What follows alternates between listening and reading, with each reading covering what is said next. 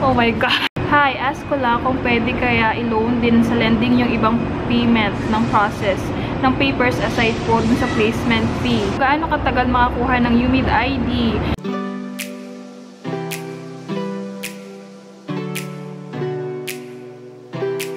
Hi guys, kamusta? Welcome back sa ating channel. And yes! For 2019, this is my very first vlog dito sa dorm na to.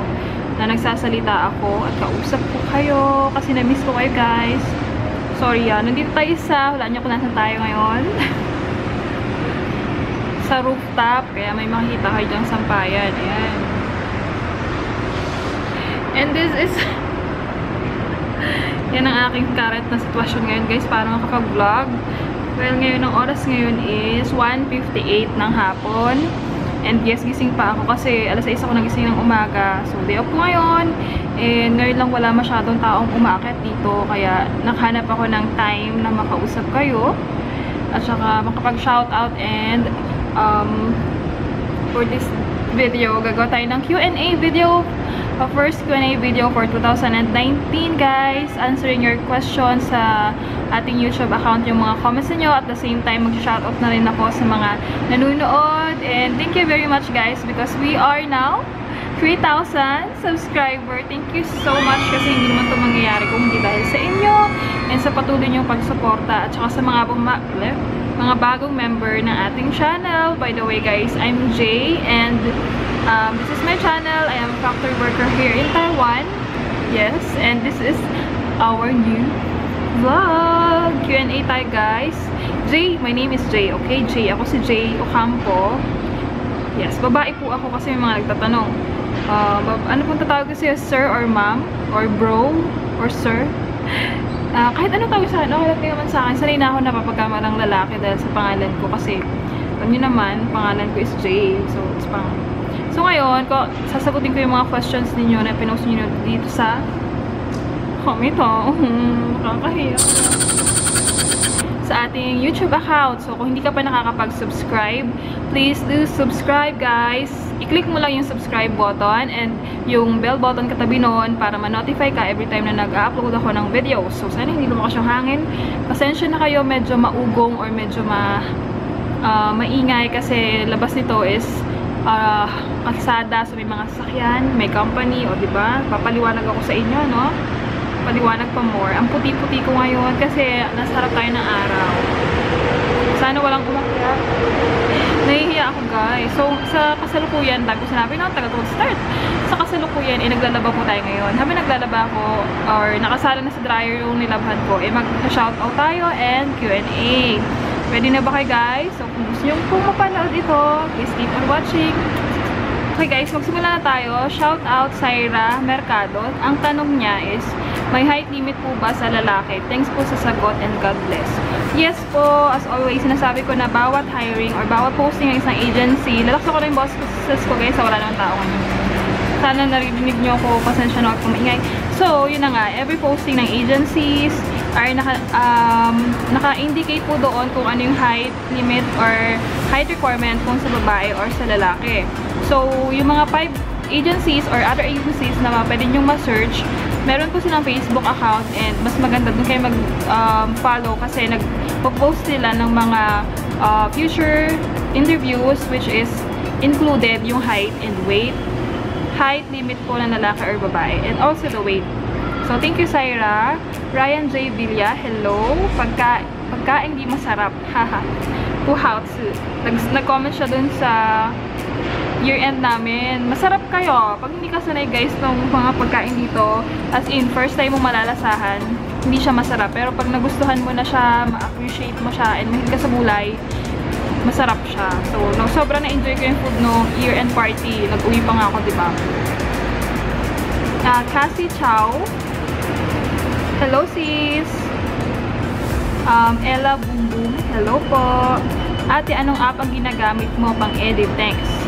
Ella, ang ginagamit ko pong app, actually sa laptop siya is Movie Maker. Yung free lang. Kasi hindi ako maalam mag-download ng yung Adobe. Gusto ko sana yun kasi mas magandang effects, mas maraming pwede paglaruan, kaya lang hindi ko pa alam siya paano i-download sa aking computer or sa laptop. So yun lang yung ginagamit ko ngayon. Pwede ka rin naman gumamit if ever na wala kang laptop. Pwede kang gumamit ng apps sa cellphone, katulad ng mga Viva Video, Kings Master ba yun? Parang gano'n, maraming app na pwede kang i-try. Thea o Theo, hello sis, thank you for watching. Salamat sa panonood and shout out to from Aklan. Hello. Hello, Thea. Next is Chris Pilio. My weight requirements ba pa? Miss Chris pala. Miss Chris Pilio, my weight requirements ba? My weight requirements ba? May limit po ba? Yes, naka-indicate nga doon sa katulad. Sinabi ko, naka-indicate po doon sa posting ng agency kung mayroong height and weight requirements. So, most likely meron talagang weight limit kasi syempre kung mahirapan ka gumalaw, i-consider or pag-iisipan din yon ng isang agency kung pwede ka dun sa company na yon. And guys, again, it's depende sa company na hiring. So, mayroong company na pwedeng medyo overweight, mayroong company naman na strict sa weight, strict sa height. So, depende po yun sa papalinapan sa inyo ng isang agency. Kung mas maganda kung talagang magpupunta kayo sa agency para personal na magpa-screening kung saan kayong company pwedeng ma-line up. Kasi marami namang hawak ang isang agency ng company. Yun nga lang, minsan mas mauna yung isa may interview, yung isa naman hindi pa alam kung ilang ma-interview. So yung ganun lang, crazy. Crazy Chris, parang ganun. Rolex Rapita, hello po, shout out. Angel Scarlett, shout out. Hi, ask ko lang kung pwede kaya i-loan din sa lending yung ibang payment ng process ng papers aside po dun sa placement fee. Wala talaga kaming pera. Okay. Sa lending kasi guys, pwede ka mag-loan dyan ng kahit magkano as long as, I think, yung iba sinasabi hanggang 100,000. Kung gagamitin mo naman siya for the processing of your documents and sure na sure ka nang aalis, okay lang yun. Hindi naman sinasabi ng lending na ito para sa replacement fee mo lang gagamitin hindi mo pwedeng gastusin sa medical mo. Pwede yun. Kumbaga, nasa sa'yo na kung magkano amount na gusto mong utangin. Kaya lang nga, ang disadvantage nun, the more na uutang ka na mas malakas na account, mas lalaki interest. So, take your own risk, diba? Kung ano yung gusto mong utangin, yun din yung babayaran mo. Pero kung gagamitin mo naman siya sa pag-apply and wala ka talaga malapitan, I think it's worth it naman. Kung wala talaga ka mag-anak na malalapitan at talagang kailangan mo ng pera, kasi katulad ko noon, nag-lending din ako. So, yun. Pwede mo siyang isali mga pamasahe mo, kaya ikaw na lang mag-budget kung magkano yung ililending mo, including the placement fee and the other expenses of your application. Oh my gosh. Oh, may tao. Ano ba? Jason Opena, may age limit po ba ma'am? Yes. Sa pagkakaalam ko is 34 to 35 years old, both male and female, yung age limit dito sa Taiwan. 34 to 35 years old, ha? Weng Barriedo, hello! Hi Jay, kahit magkano po bang amount ng grocery mo may ibibigay na receipt? Ayon sa receipt lottery dito sa Taiwan, yes, any amount. Pero may grocery na hindi nagbibigay ng lottery receipt. Pero sa mga convenience store, minsan tinatanong nila kung gusto mo ba ng resibo or hindi. So, sabihin mo na lang, gusto mo ng resibo kahit 10 NT pa yan. Bibigyan ka po nila ng resibo. Batang Noipi, anong gamit nyo pong phone, Ate J? Thanks sa pagsagot, Mox. Uy, baka may tao. Nahihiya ako, guys. God. Batang Noipi, ang gamit ko pong phone ay ito. Huawei 3E. So, pero hindi ako dito nag-e-edit. At saka yung kadalasan na ginagamit ko is Canon G7X na pang film, ay pang video. Kasi, mas maganda yung stability niya. Pag phone kasi alam na alam nyo, no? Pero pag minsan phone yung gamit ko, pinagsasama ko silang dalawa. Yun. Oreste Daniel Valenzuela. Hi Miss J, paano naman pag sabihin nilang overqualified ka? Wala pa naman ako na-encounter na overqualified. It's either you fail or you pass the screening. Kasi kung overqualified ka, syempre sino bang hindi tatanggap na company kung overqualified ka? Of course, they love to accept you in their company kung overqualified ka kasi mapapakinabangan nila yung skills mo. So, okay lang yun. Overqualified. Thank you, Orestet. Team Maloy Payong Ngayong. Hello po, shout out. Okay, bibisitahin ko ang channel ninyo. Please subscribe to his channel, guys, kasi meron din siyang YouTube channel, Team Maloy Payungayong. Hello po. Lynn De Jesus. Hi po, gaano katagal makakuha ng UMID ID? So, again, 1 to 2 months. So, pinakamatagal na. Wait, Troyes. Ano yung Troyes? Kalben mo to? Pinakamatagal na siguro is 3 months.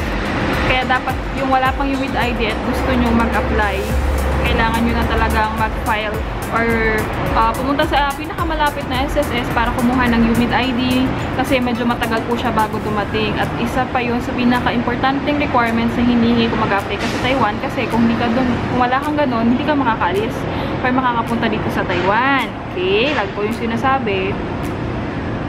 Mao Sheng Kwai, hello! Hello sis, andito rin ata siya sa Taiwan. Thank you sa pag-comment. JR Bonsai, 3 Bonsai. Thank you din. Thank you sa panonood. Kapangalan ko siya. Ay, JR pala siya. Ako pala J. Okay, Rahina Soniega. Hello po. Informative din. Oh my God. Okay guys, may taong dumating, ano, isang coordinator. I'm going to continue my vlog. Kasi umalis na siya. Oh my God! Nakakaya! Okay, tuloy na natin itong kapalang mukha natin. Mag-vlog dito. Nakakita sa akin, guys. Nag-check kasi yung coordinator. Okay, wala namang ginagawang masama. Bahala siya. Ay, shit! Nasaan na ba tayo? Naiya tuloy ako, guys. Yun si JR Bonsai, very informative na yung vlogs. Thank you for support and watching my vlogs. Okay? Homeme Being. Homeme Yumimi Being. Tanong ko lang po kung magkanong company po ang magandang company ang USI. Ano USI? USI. Nag-apply po kasi ako sa JS Contractor at next na ako for eye test and interview. Gusto ko lang malaman para po push. Hindi ko kasi kilala yung USI na company, pero lagi ko naman sinasabi na please do your own research sa Google para meron kayo kahit paano background and magagamit nyo rin yung knowledge na yun for your interviews.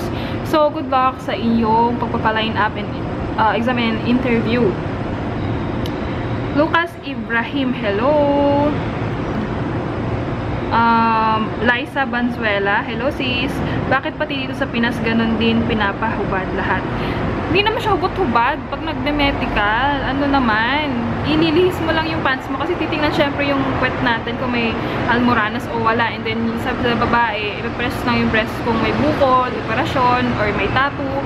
Sa lalaki naman, sinusukat kung pantay yung eggs or yung balls. Ganun. Hindi naman siya hubot-hubad na sabay-sabay. Hindi naman. Well, yung sa picture, exage lang yun. Just an example. Okay, Weng Barriedo, hello ulit. Raquel Gapus, pwede bang magdala ng power bank ng CP sa hand carry? Yes. Pagpapunta dito sa Taiwan, you can sa hand carry lang lahat. Mas maganda lahat ng gadgets nyo guys, sa hand carry nyo na lang ilagay para mas safe. Thank you, Raquel. Chef Idea, shout out. Philippine Van Life, Aubrey, hello. Jans Escudero. Jans Estocado, ano ba? Mali. M. Jomar Ramil, nice content, hello. Thank you so much. Peter Brand, shout out. May channel din po siya. Noble Nail Urbano, hello. Wait, with no overtime, ilang days po ang pasok nyo sa isang buwan? Nung nagtitraining pa ako, as in 8 hours lang yung aming pasok, around, may kaltas na to guys ha, 12,000 to 13,000 NT. Wala talaga siyang overtime, as in 8 hours lang, for training lang yun. Kasi sa QYEC, kapag regular ka na, automatic may 4 hours ka na everyday na day na overtime. So, papatak yung sahod mo mga abot ng 20,000. Pero pag wala, as in 8 hours lang, training ka lang is 12 to 13,000 lang yung sahodin mo, malinis na. Claire P. Gonzalez, hello po. Janelle Ocam, hello po. Sara Maru Fernandez. Wants to mention. Thank you very much. Meron ka po bang alam na agency aside from the ones you mentioned?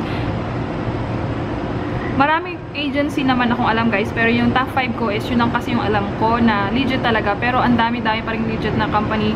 Please do research sa poaa.gov.ph, work abroad, andun lahat yung may lisensyang government. I mean agency, and of course you can also go to POAA para mag-personal na mag-apply. POA ba? Oo nga, POA, kasi yun ay agency to agency.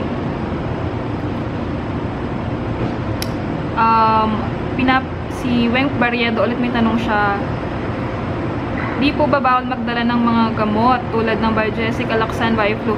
Pwede naman po, pero wag lang sobrang dami, as in kahon-kahon, kasi baka mapagkamalang kayong drug lord, diba? Sinabi ko na yung tama lang. I mean, for a year lang, di mo naman siguro mauubos for 1 year lahat ng gamot na dadalhin mo dito, diba? Okay lang yun, as long as tapos kapag naman mo kakaibang gamot, kailangan ng reseta, dalhin mo na lang yung reseta para mas safe.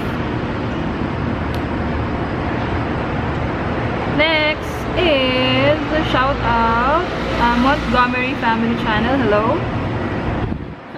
Sana wala nang lumabas. Enjo Maramil ulit.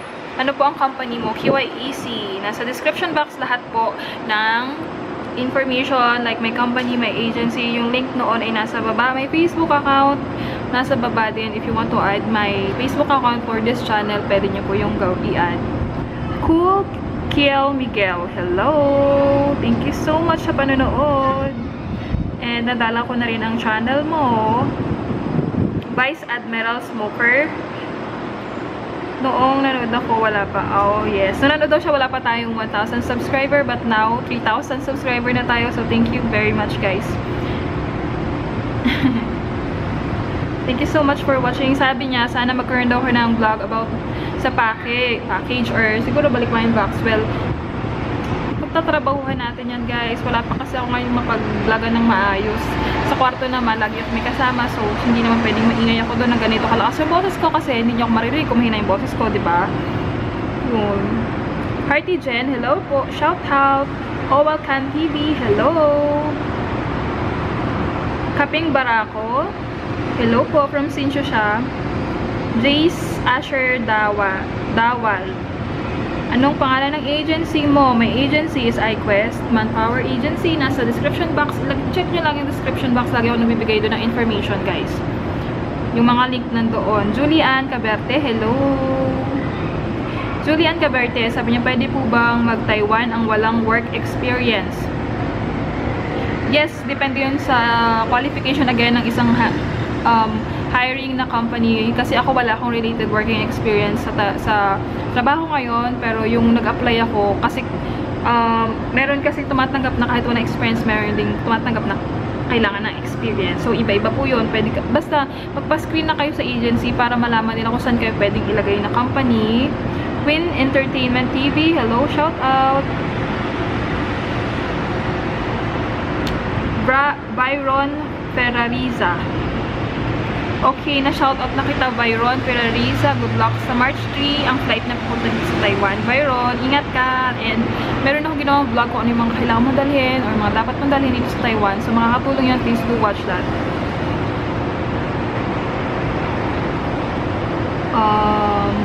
Kairia Gimba, hello. Magkano po ang placement fee dyan? Again, hindi iba-iba po ang placement fee. Depende sa company. And hindi lahat din ng company may refund. Pero, dito sa company namin may placement fee refund. So, 50,000 and up siguro. Mag-ready ka na nun for the placement fee. Wingju Loy. Wingju Loy. Paano po kapag may sira ang ngipin? Again, okay lang kapag may sira ang ngipin, basta. Hindi, alam mo, kahit itim lang naman. Pero kung alam niyo naman na sumasakit na yung ngipin nyo, pabubunutin at bubunutin din yan sa medical. Or kung kailangan pastaan, linisan, kailangan. Gabrielita, hello. Shout out. Ay, nasabasa ko na ata yun. Charis Nunez, hello. agency ko, iQuest, again, nasa description box. Gusion Gaming.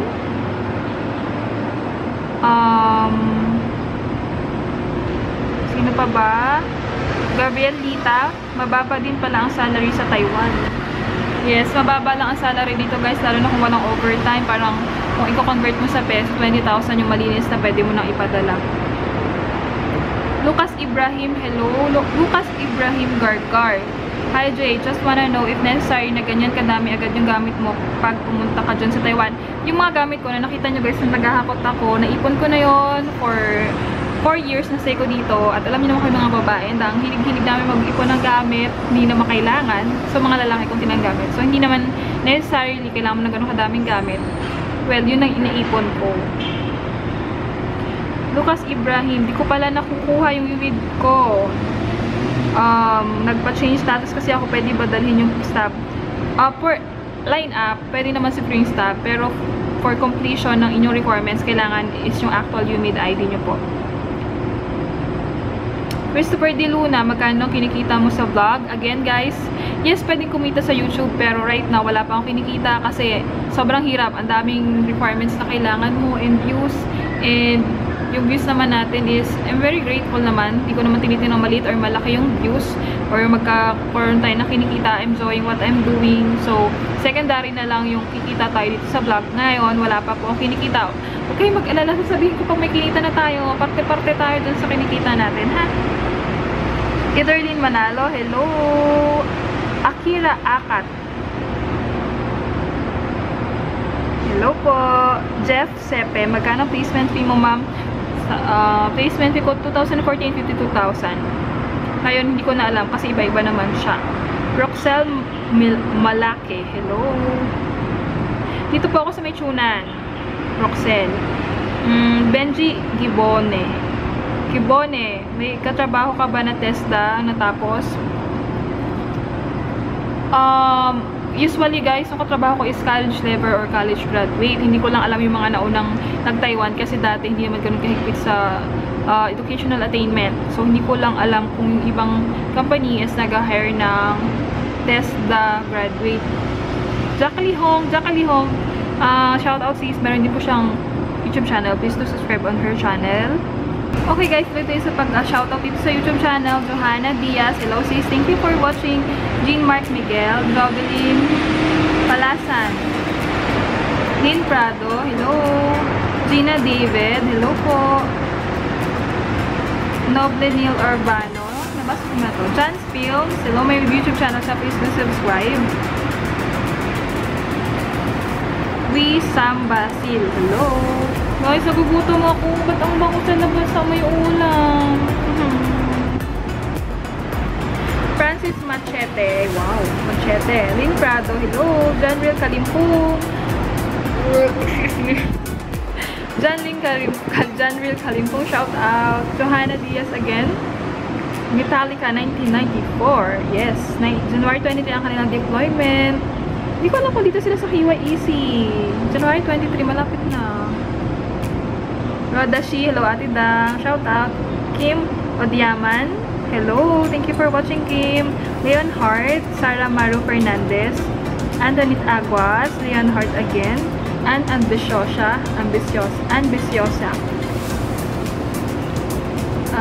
Bon de la Cruz, Gay Cheryl Molina, Madel Messina, sino pa ba? Ijnem Ispabilia. Hello. Sheila Kadare. Michael Said. Again. Next is Glammed by Louie. Alan J. Guillermo.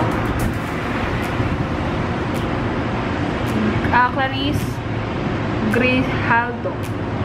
Jeneline Cesar Mones. Christine Cherbo. Colleen Salazar. SBD Maxidonio. Richard Amistad, hello. T-Boy Vlogs also, hello sis, may vlog siya, please subscribe on her channel. Pasensya na guys, sumahangin, mapangit mo yung audio. Oh my gosh. Kabar Dangalan, hello. Princess Kibin, kay Sisa Kibin, Richard Amistad. Chris Villano, Danica Rose de la Cruz, Lynn Prado, kanina pa siya, Noy P. Vlog, hello, and JS Vlogs. Please do subscribe to his channel too, guys. Dito rin siya sa KYEC and nag-vlog siya. Oh my gosh, tumakas yung hangin bigla. Shell Aguilar, Chris Villano, Shay Olep,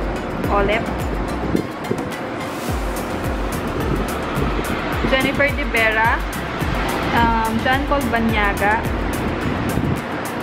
So, yun lang guys. Again, Ron Hudas, si Sir Chris Cuervo. So, yun lang muna guys. Thank you so much for watching. And, ilang minutes na ba tayo? Magpa-part 2 na lang ako guys for the shoutout. And titignan ko muna yung labahan ko. Baka naman nakuha na yun ng iba kasi nag-dryer ako. Naka-timer lang yung 30 minutes. So, thank you so much guys. Sana masagot ko yung iba niyong questions. And na-shoutout ko kayo. See you on the next one. May part 2 pa to mamaya. Gawin ko yung part 2. Thank you again for 3,000 subscribers. Sana huwag kayong magsawang manood sa vlog natin. And please do support the other YouTuber dito sa Taiwan. Kasi, alam niyo naman kung gaano kahirap mag-vlog, pero we're trying our best na mag-vlog and enjoying. Siyempre, nag-enjoy din kami sa nagawin. Kaya, thank you so much po palakas ng loob ko sa mga comments niyo for the love and support. For the love and support and everything. Pakulay ako ng buhok para change. Thank you so much guys for watching. Bye-bye! Sana sabi ko yung mga question nyo. Here!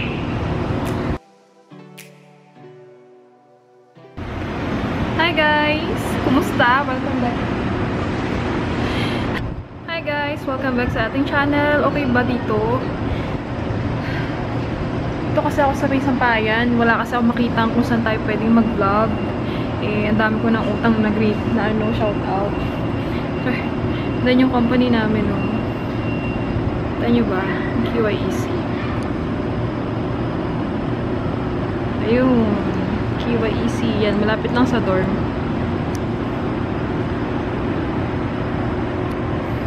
Akala ko mataas kung nakuha kung ano. Hindi pala. Tingnan natin yung audio kung okay na kasi medyo mahangin. Guys, yan. Andito tayo sa rooftop. Ayan. Ang ganda, no? Wala masyado nakasambay kasi iba nagda-dryer lang kasi kahit na mainit, medyo malamig pa rin ngayon. Kaya lang yung lamig ngayon, guys, hindi ganun katulad sa sa noon, mga unang, last year, mas malamig, ganitong month, sobrang lamig na, so hindi ka makakapaganyan. Pero ngayon, ang sarap ng araw, ayun o, sarap ng init, gutom na ako.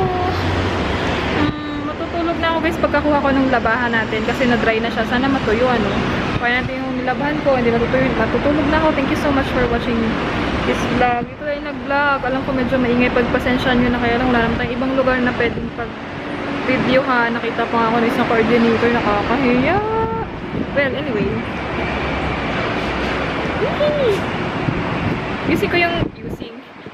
Ginagamit ko ngayon yung isang tripod na malaki kasi mababa yung pinatungan ko kanina. Ayun, doon kayo nakapatong. Ayan. So, thank you so much guys. Tara, titikot na ako ng damit, matutulog na. And good night. And then mamaya, mag-edit na tayo ng vlog.